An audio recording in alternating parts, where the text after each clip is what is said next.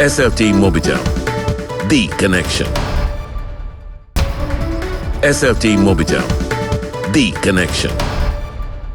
ලෙන්ගතුකම වැඩි කරගන්න ලව්ජු රුපියල් 50ට අඩු කළා. මාමේ එන්න අපිට එකක් බොමු.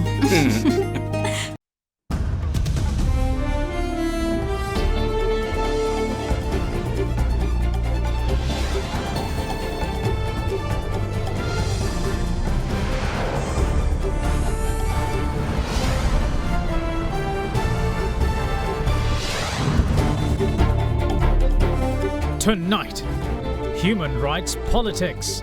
As human rights pressure from Geneva mounts, Jaffna Civil Society Group urges the council not to ignore violations by northern militants.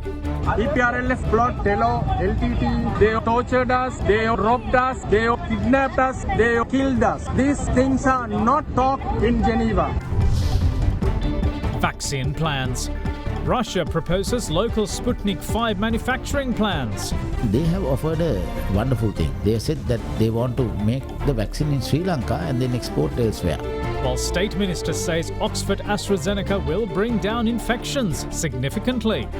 With Oxford AstraZeneca, the transmission has reduced by 67%. Strike action. Estate workers up the ante in their fight for the long-awaited 1,000 rupee wage hike. Media misrepresentation. The central bank rubbishes false reports of Indian government's currency swap repayment demand. All that and much more coming up on First at 9. This Friday, the 5th of February 2021. Buy a 2-litre Coke and get a glass free.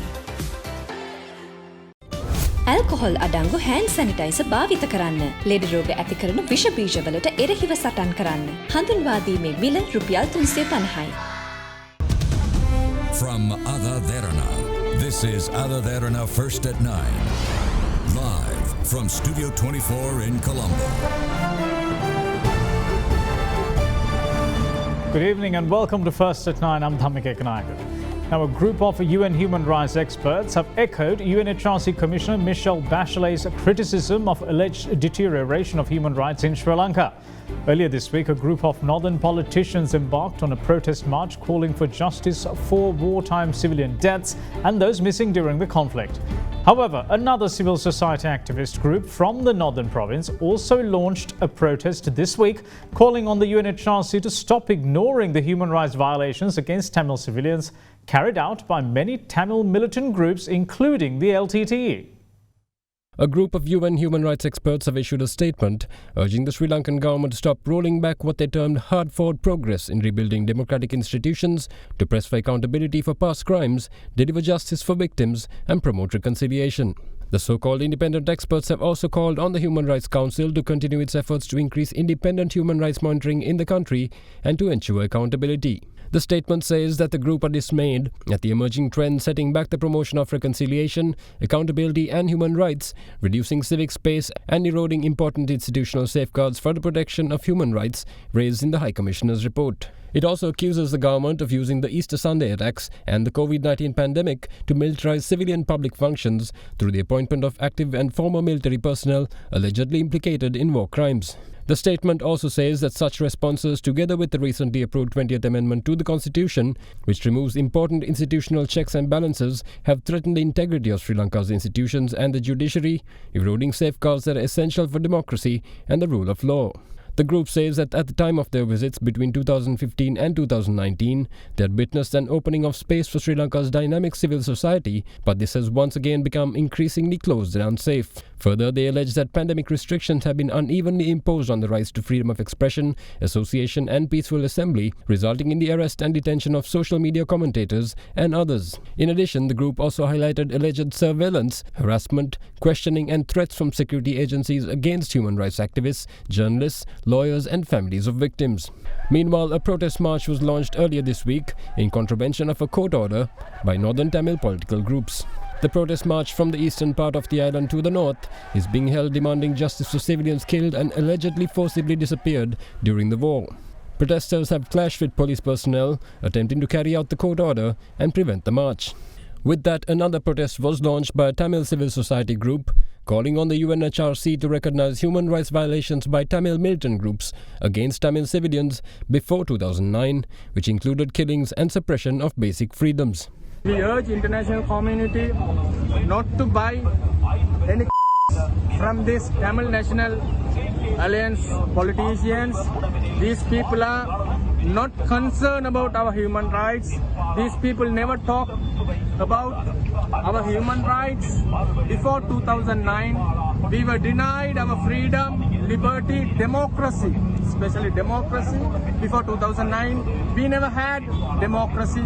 These people never had a right to talk about democracy because under LTT control period, nobody has democracy. We never had liberty. We never had freedom. We never had freedom of expression.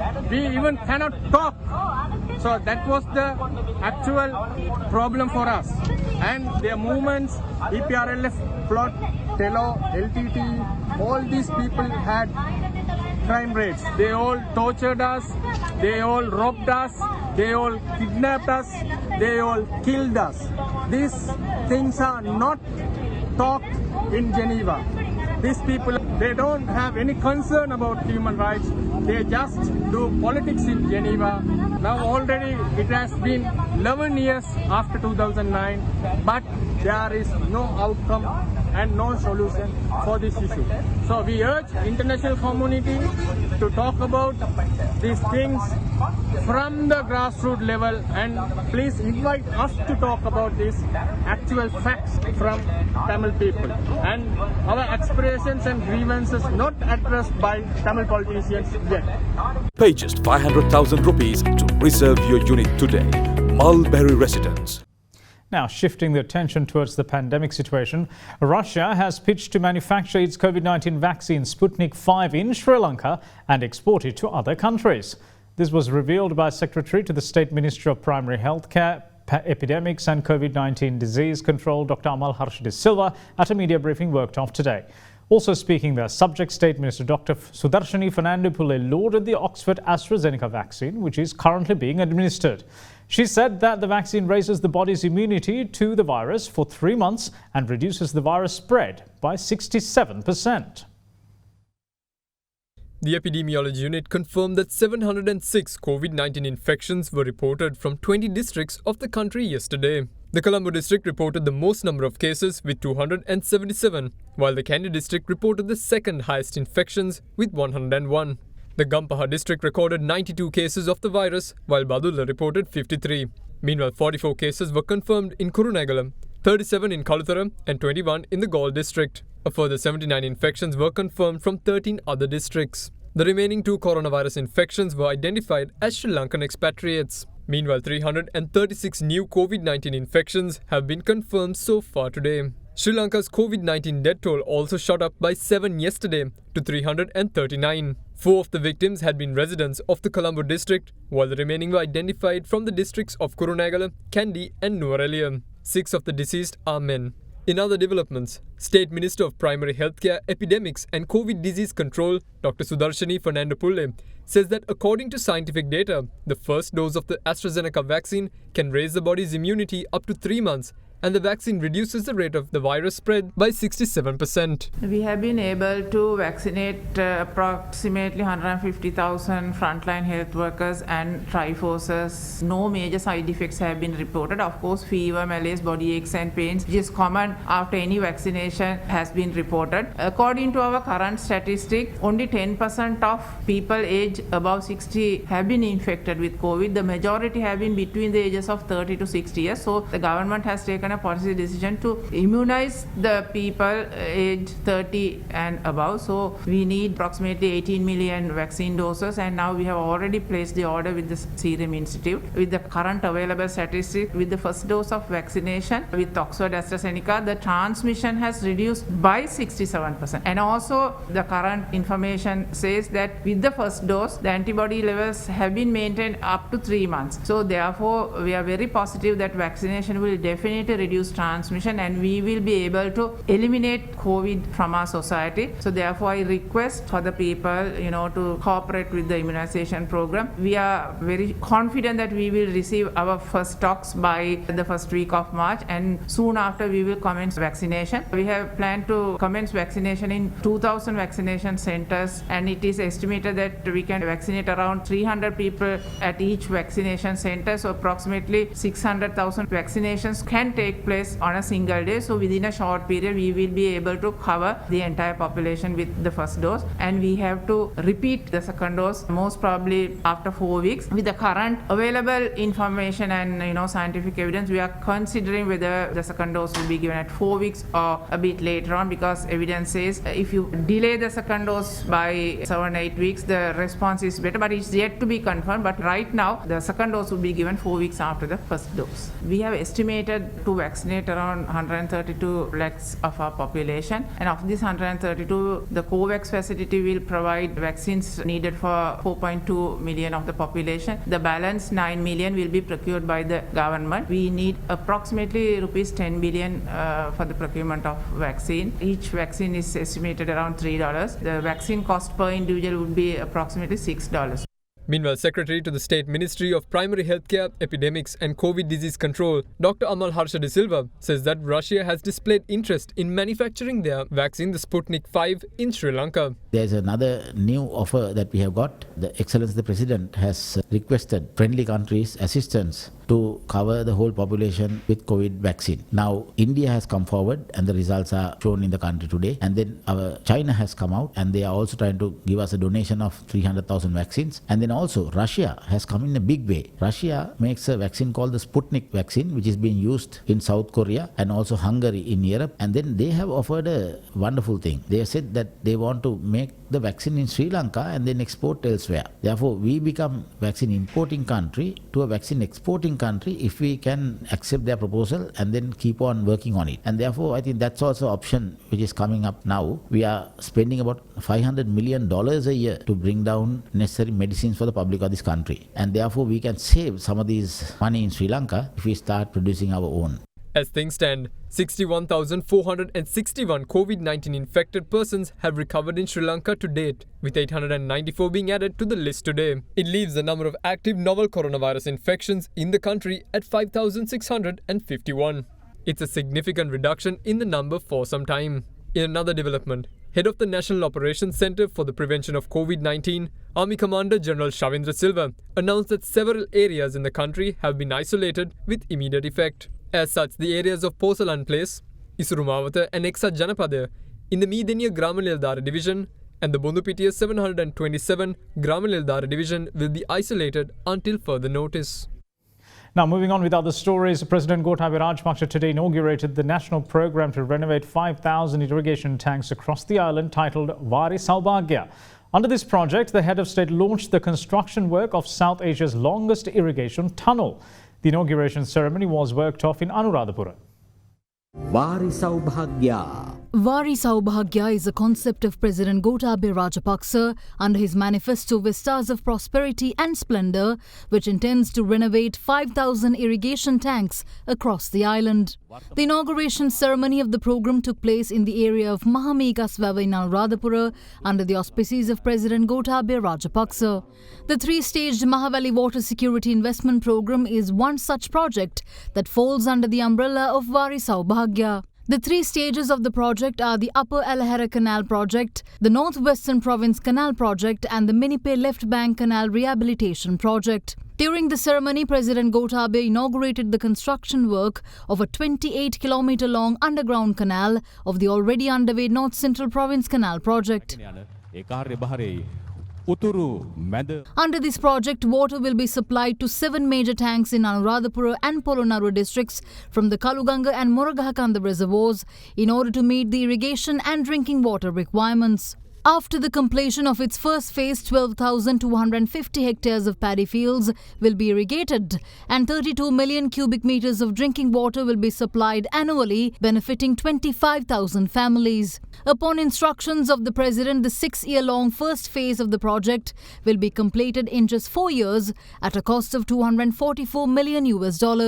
තවත් ඉදිරියට උතුරේ විශාල ජන කොටසක් ජල පිපාසය නිවන්න වවුනියාව හරහා ඉරණ මඩුව දක්වා මේ ව්‍යාපෘතිය ක්‍රියාත්මක වෙනවා. උපන්දා සිට ආස දෙස බලාගෙන සිටි රජරට ජනතාවගේ කඳුළු කතාව 4 වසරකින් සම්පූර්ණයෙන්ම අවසන් වෙනවා. අද මොරගහකන්ද ජලාශය ඉන්පසු ඉදිවෙච්ච 2005 පස්සේ ඉදිවෙච්ච කළුගඟ ජලාශයත් අද මේ මොහොත වෙනකොට ජලය පිටාර. අපි මේ මොහොතේ මේ වැඩ පටන් ගන්නේ ඒ සුබ නිමිතිත් එක් කරගෙන.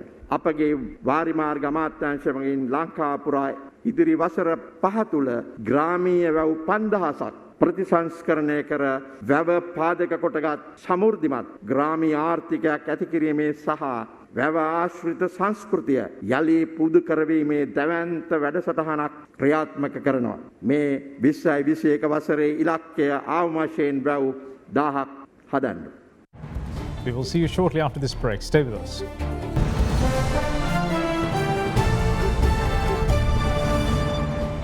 Welcome back. You're watching First at 9.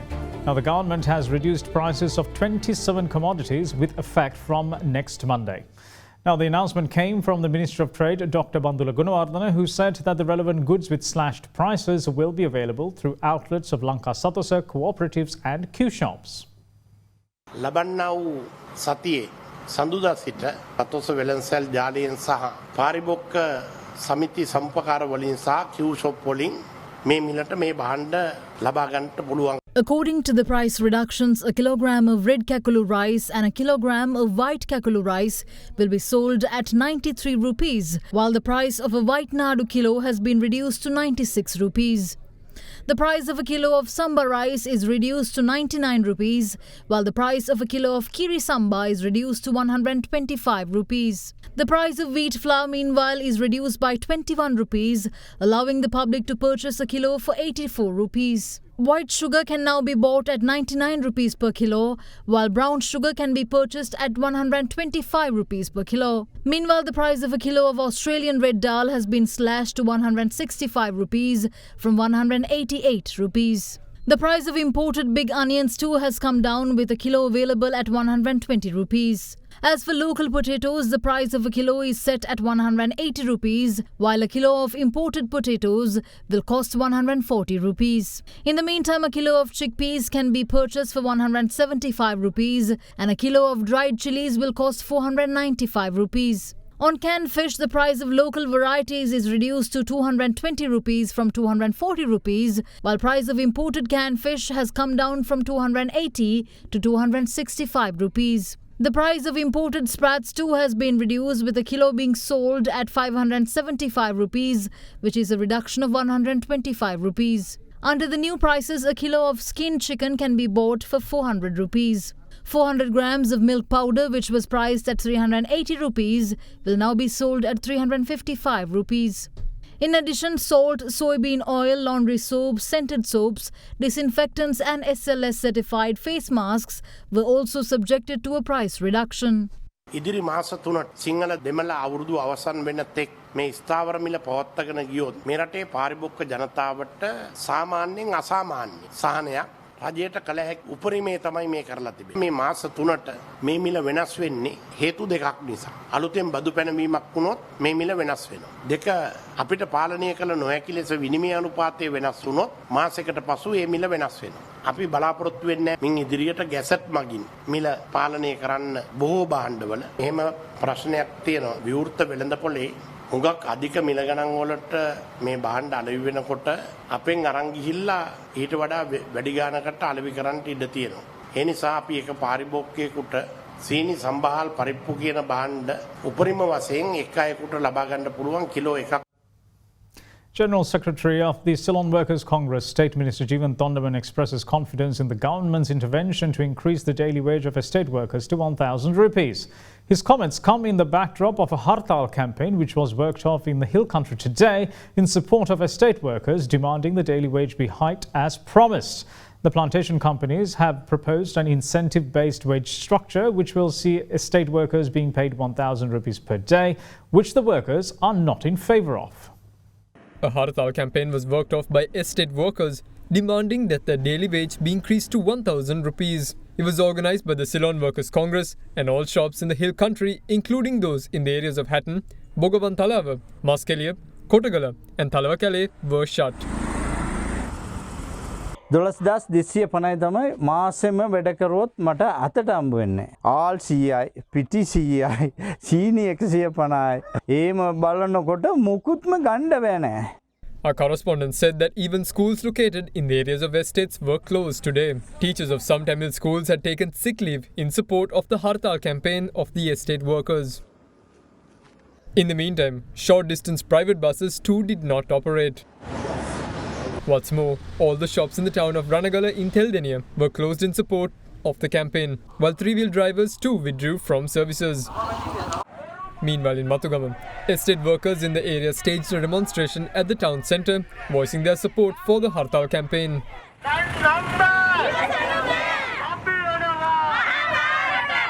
General Secretary of the Ceylon Workers' Congress State Minister Jeevan Thondaman, however, said today that he has confidence in the government's intervention to ensure that the estate workers' daily wage is increased to 1,000 rupees.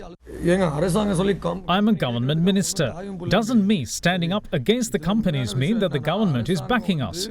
Even the international community has come to know of this. We have received the support of 8 countries via PSI trade unions. Now, the police say that the Criminal Investigation Department is preparing to send a DNA sample of a close family member of Angodolokka to the Indian authorities to confirm his identity and death beyond any doubts. The police added that a special operation has also been launched to track down Sri Lankan criminals who have fled the country. Manduma Lasantha Pereira, alias Angodolokka, who is alleged to have been involved in a number of crimes, including the Kalutara bus shooting of 2017, had fled to India that year. Last year, however, the Indian police revealed that he had died in India. මේ සම්බන්ධයෙන් මෙම මරණය සිදුවී ඇති බවට ඉන්දියානු ජාතික විමර්ශන ඒකකයේ මගින් සනාථ කර ශ්‍රී ලංකාවේ ඉන්ටර්පෝල් ශාඛාව වෙත දැනුම් දී තිබෙනවා. එය නිසැකවම ජීව විද්‍යාත්මක සාක්ෂි අනුව තහවුරු කර ගැනීම සඳහා අදාළ මියගිය පුද්ගලයා අංගොඩලොක්කා නැමැති පුද්ගලයාගේ ළඟම ඥාතියාගේ DNA සාම්පලයක් ඉන්දියාව වෙත එවන ලෙසට දැනුම් දී තිබෙනවා. දැනට මේ සම්බන්ධයෙන් අපරාධ පරීක්ෂණ දෙපාර්තමේන්තුව අධිකරණමය ක්‍රියාමාර්ග ගනිමින් අදාළ DNA සාම්පලය ඔහුගේ ළඟම ඥාතියාගෙන් ලබාගෙන ඉන්දියාව වෙත යැවීමට කටයුතු කරමින් පවතිනවා. In the meantime, the police have launched a special operation to track down Sri Lankan criminals who have fled the country. Dharmasiri කියන පුද්ගලයා දුබයි අත්අඩංගුවට පත් වුණා. ඔහු මේ වන විට අත්අඩංගුවෙන් මිදී පලාගොස් ඇති බව වාර්තා වෙන සත්‍යතාවයක් තියෙනවා. ඒ අත්අඩංගුවට ගැනීම අපිට තාම මෙතෙක් වාර්තා වෙලා නැහැ. ඒක මාධ්‍ය තුලින් තමයි අපිට වාර්තා වුණේ. නමුත් ඒ සම්බන්ධව දැනට වෙනමම මේ සියලුම විදේශගතව ඉන්න අපරාධකාරීවන් සම්බන්ධව විශේෂ මෙහෙයුම් බුද්ධි මෙහෙයුමක් මේ වන විටත් සිදු වෙමින් පවතිනවා. We'll see you shortly. Bear with us.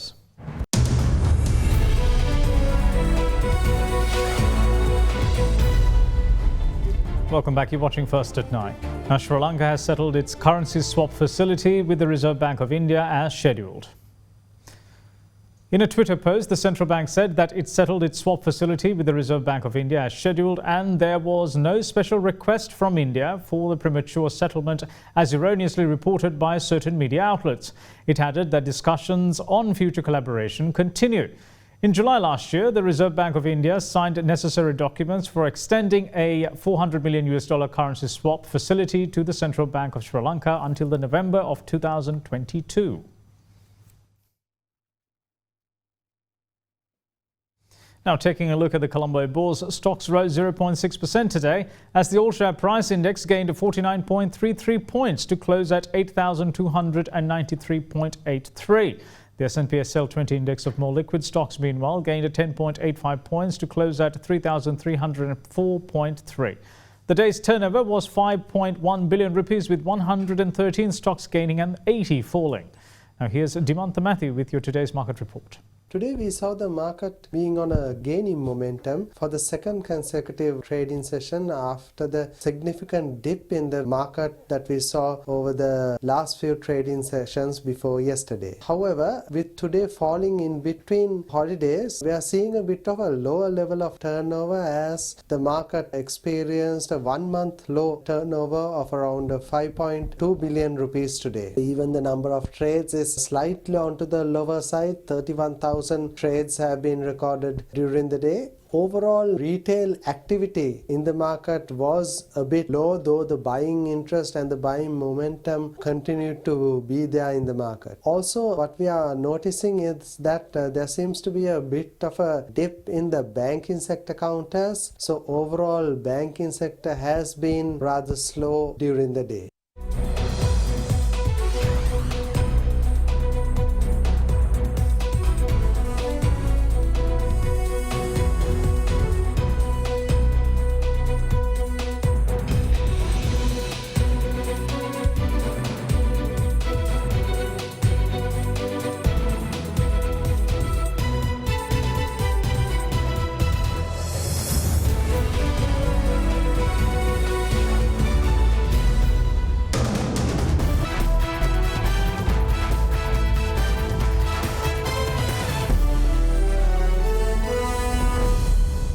Minister of Sports Namal Rajapaksa has appointed a 4-member technical advisory committee for the development of Sri Lanka cricket. Now, former star player and World Cup winner Aravinda De Silva will head the committee. The other 3 members are former national cricketers Roshan Mahanama, Muttaya Muralidharan and Kumar Sangakkara. The primary duty of the committee is to advise the Sports Minister, ministry officials and the National Sports Council on cricket in Sri Lanka. In the meantime, President of Sri Lanka Cricket, Shammi Silva, today officially announced the postponement of the national sides tour of the West Indies. The move comes as coach Mickey Arthur and player Lahiru Thirimanne are contracting COVID-19. The 35 players named in the initial squad for the tour are presently in self-isolation.